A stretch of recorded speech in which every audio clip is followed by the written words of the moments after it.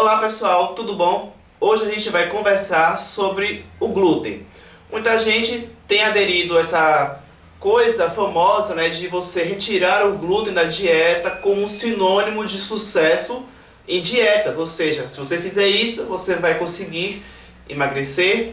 Quando eu falo em emagrecer constantemente nos meus vídeos, é porque a maioria das pessoas que me procuram, tanto no consultório quanto nas redes sociais, hoje em dia, são pessoas que estão preocupadas mais com a questão do emagrecimento. Então é por isso que eu sempre estou tentando trazer exemplificações que estejam relacionadas com o emagrecimento, porque é esse o assunto que vocês demandam. Para começar, a gente vai falar sobre do que se trata o glúten.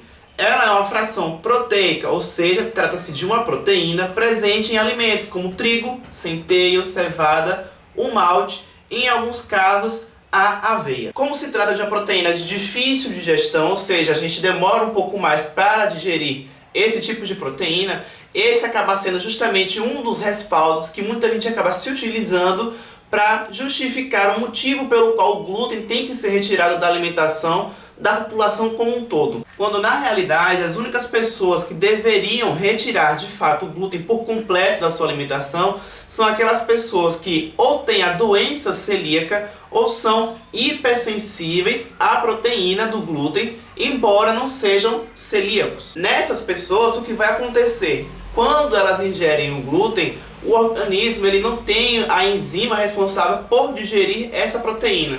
Se essa proteína é ingerida, mas não é digerida, ela vai continuar ali no intestino e vai fermentando. Esse processo vai gerar a formação de gases, então é aí que a pessoa começa a ter a distensão abdominal, desconfortos gástrico-intestinais, podendo ter diarreia ou também o inverso, ter a constipação, a famosa prisão de ventre. Fora que, por exemplo, se a pessoa tem diarreia, ela vai estar ali eliminando boa parte daquilo que ela tinha consumido, então ela não vai estar aproveitando bem os nutrientes. Uma consequência disso, principalmente em crianças, é uma dificuldade, um atraso no crescimento, justamente por conta da má absorção dos nutrientes. Isso pode ter diversas implicações, como por exemplo a osteoporose, e em casos mais graves, até mesmo o aumento da predisposição para o câncer de colo. É só vocês imaginarem comigo, se você está ali constantemente fornecendo um elemento para o seu intestino, que é um elemento que o seu organismo não digere, não absorve, e fica ali atacando a sua mucosa intestinal, a longo prazo você pode desenvolver algum tipo realmente de reação maligna. Então vejo que retirar o glúten é uma coisa muito séria, não é uma brincadeira. Não deveria ser essa coisa banalizada que a gente vê hoje em dia. Ah, Nutri, mas eu conheço uma pessoa que tirou o glúten mesmo que não precisasse, emagreceu horrores. Já trago isso com antecedência porque eu sei que toda vez que a gente traz uma informação querendo contradizer, digamos, um consenso comum, sempre vai aparecer alguém falando isso, que mas eu ou alguém que eu conheço retirou o glúten e conseguiu emagrecer. Então olha aí, a gente não estava errado. Gente, isso é uma coisa totalmente explicável, simples. Se a pessoa consumir alimentos que contêm glúten, como macarrão, pães, bolo, massas em geral, se ela retira esses alimentos que são fonte do glúten e ela não os substitui por equivalentes calóricos, é super natural imaginar que ela vai emagrecer. Afinal de contas, ela está deixando de consumir determinadas calorias que antes ela consumia e que agora ela não está mais consumindo. Mas isso não quer dizer que ela tenha emagrecido porque ela retirou o glúten, mas sim por conta dos alimentos que ela deixou de consumir. Então percebam a diferença. Uma pessoa com doença celíaca, claro que vai depender do grau, mas em determinados casos mais severos, digamos assim, o simples contato com algum produto que contenha glúten, ou seja, a pessoa não precisa necessariamente ingerir, só o fato de entrar em contato com a pele, aquilo já pode causar alterações dermatológicas, até mesmo alterações respiratórias. E aí você começa a ver pessoas postando nas redes sociais,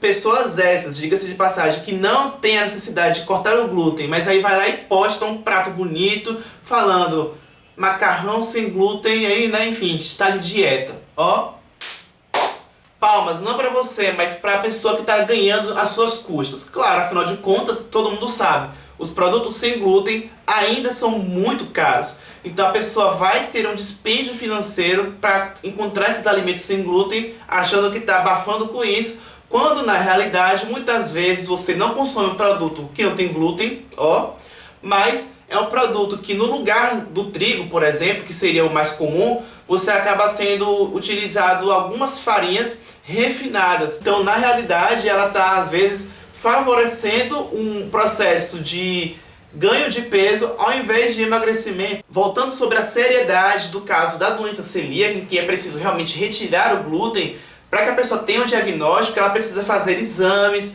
por exemplo, a biópsia intestinal. Então vejam a questão da seriedade de você ter um diagnóstico preciso e toda a questão em que a pessoa vai ter que ter cuidado pro restante da vida, porque até então não existe cura para a doença celíaca. Então, poxa, se você não tem a doença celíaca, considere-se uma pessoa privilegiada, que você não precisa ter essas imposições todas. E eu falo isso, gente, baseado nos artigos científicos, ou seja, até o momento não existe nenhum consenso no sentido em preconizar que pessoas saudáveis que não tenham doença celíaca ou não sejam hipersensíveis à proteína do glúten também precisem retirar o glúten para serem pessoas saudáveis. Bom, gente, eu trouxe algumas dúvidas mais comuns sobre o glúten, mas existem diversas outras abordagens que podem ser feitas.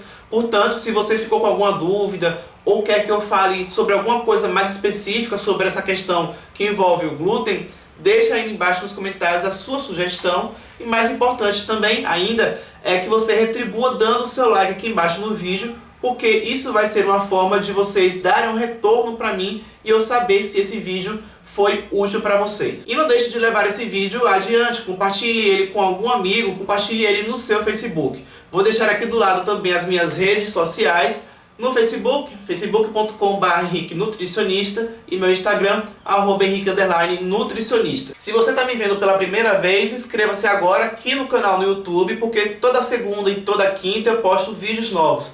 Se inscrevendo, você receberá uma notificaçãozinha sempre que tiver um vídeo novo e assim você receberá esse material em primeira mão. Obrigado a você que me assistiu até aqui no final e até a próxima dica.